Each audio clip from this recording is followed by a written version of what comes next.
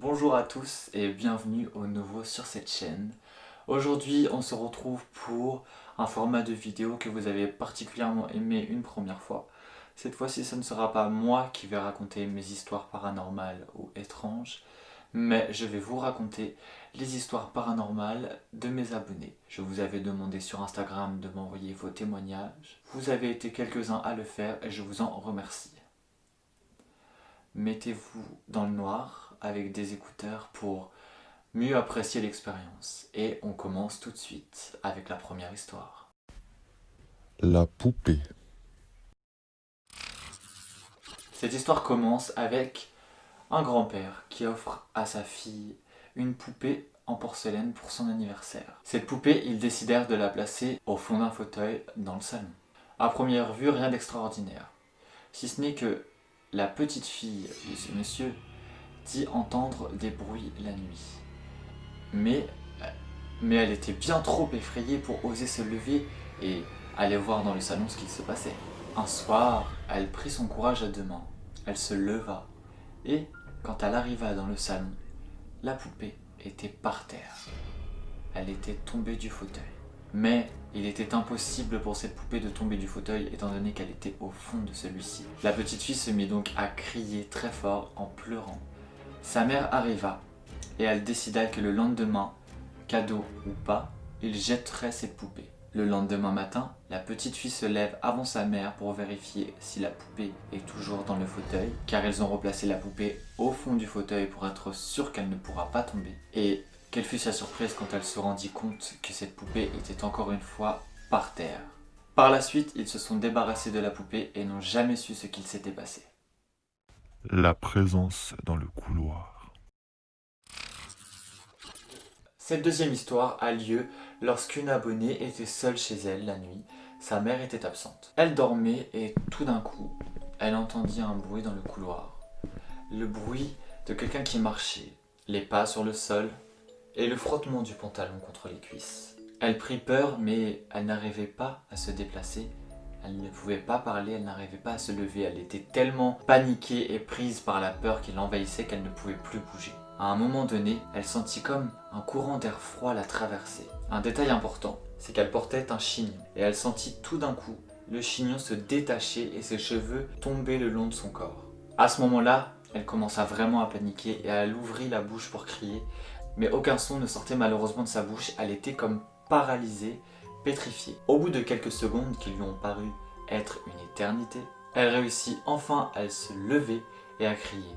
Et à ce moment-là, elle toucha ses cheveux, et le chignon qu'elle avait fait n'était pas défait. Elle jure pourtant avoir senti ses cheveux tomber le long de son corps et sentir quelqu'un lui retirer le chouchou qui tenait son chignon. Après cette histoire, il ne lui arrivera plus jamais rien. La dame blanche.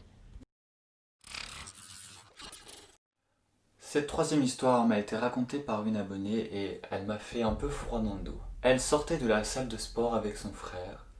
Il était tard.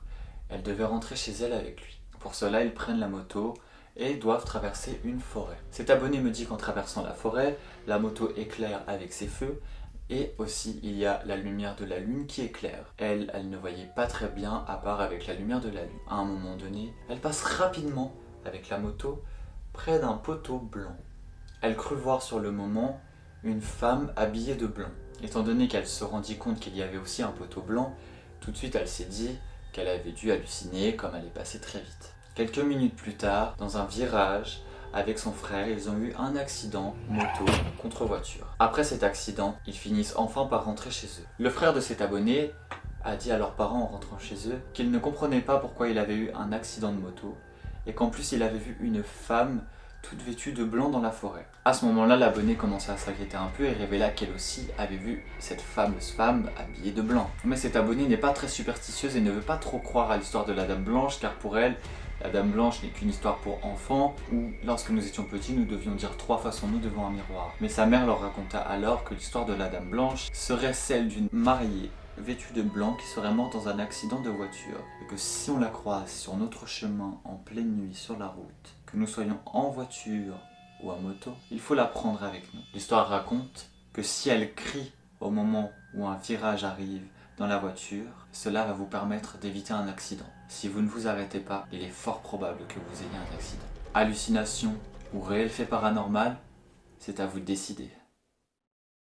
L'ombre du mal. Cette troisième histoire se passe dans l'appartement d'une abonnée. C'est un appartement qui est assez vieux, il se trouve dans une vieille ville qui existe depuis 2000 ans en France. L'appartement doit avoir quelques siècles environ. La salle dans cet appartement se trouve dans un espèce de sous-sol qui ressemble au vieux sous-sol qui était relié aux chapelles autrefois. Cette abonnée dit que souvent elle sentait comme une présence dans ce sous-sol et elle a déjà essayé de faire une séance de spiritisme dedans mais sans grand résultat. Arrive un jour une soirée où elle était avec des amis et l'un de ses amis lui fait remarquer avec humour qu'une ombre se dessinait sur le mur et il lui a dit « Il y a El Diablo sur ton mur ».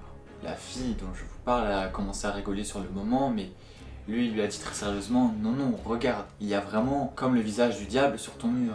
Et il est vrai qu'il y avait, d'après cette femme, le visage d'une créature très spéciale dessinée grâce à ses ombres sur le mur. Ajoutons aussi à cela que cette femme a un chat. Et ce chat s'arrête constamment devant ce mur lorsqu'il passe devant et le fixe pendant plusieurs longues minutes. On dit souvent que les animaux et les chats peuvent sentir ce genre de choses, les esprits, les phénomènes paranormaux, peut-être les démons. Est-ce que ce chat a senti quelque chose? Était-il simplement intrigué par ce mur? Elle ne l'a jamais su car elle a préféré déménager quelques temps plus tard. Elle préférait passer le moins de temps possible dans ce salon. La femme dans le noir. L'histoire suivante m'a été rapportée par une abonnée qui dit vivre souvent ce genre de phénomène. Depuis qu'elle est petite, lorsque c'est le moment d'aller se coucher, elle voit beaucoup de choses la nuit. Et cette histoire se passe il y a à peu près 2 ans. Elle était en train de dormir dans son appartement étudiant. Pour vous contextualiser un petit peu la chose et vous situer dans l'espace, elle avait un bureau un peu comme ceci qu'elle pouvait voir depuis son lit étant donné que c'était un studio. Et la chaise était tournée vers le bureau. Pendant la nuit, elle a vu une femme sur la chaise de bureau. Mais sur le moment, elle n'a pas eu peur. Elle a allumé la lumière et elle n'a plus rien vu. Quelque temps plus tard, cela a recommencé à un autre endroit, quand elle était chez ses parents. La chaise était tournée vers elle cette fois-ci, vers son lit. Et encore une fois, elle voit une femme dans cette chaise, mais elle sentait que cette femme lui voulait du mal, qu'elle était mauvaise. Une main commença à se tendre vers elle, et à ce moment-là, elle se jeta sur la lumière. Et lorsque la lumière fut allumée, il n'y avait plus rien. Elle a rééteint la lumière à nouveau pour se recoucher, mais tout de suite, il y avait de nouveau cette femme qui était très proche d'elle et qui s'approchait dangereusement. Elle réalluma la lumière aussitôt. Après cela, il n'y a plus d'autre histoire ce soir-là. Elle continua à voir de temps en temps des choses se passer la nuit. Par exemple, à nouveau avec cette chaise de bureau qui est tournée vers le bureau et le matin à son réveil, la chaise est tournée dans l'autre sens. Elle s'est toujours demandé si son frère ne lui faisait pas des blagues, mais il a toujours juré que non. Son frère est plus âgé qu'elle, elle a aujourd'hui la vingtaine. Histoire paranormale ou non, en tout cas il ne reste pas moins que c'est très très très étrange. La présence invisible. Cet abonné m'écrit: un jour, j'étais seul chez moi avec mes cousines. Nous étions 3. Ma mère était partie et mon frère n'était pas là. Moi, ma chambre est au premier étage. Un détail important est que la chambre de mon frère est au 2e étage, naturellement au-dessus du mien. C'était le matin et nous étions réveillés. À un moment donné, j'entendais des bruits de pas dans la chambre de mon frère, le bruit du parquet qui craquait. Mais ce n'était pas simplement le bruit du bois qui craque, mais véritablement le bruit des pas sur le bois. À ce moment-là, je n'ai rien dit. J'ai entendu les pas faire plusieurs allers-retours dans la chambre.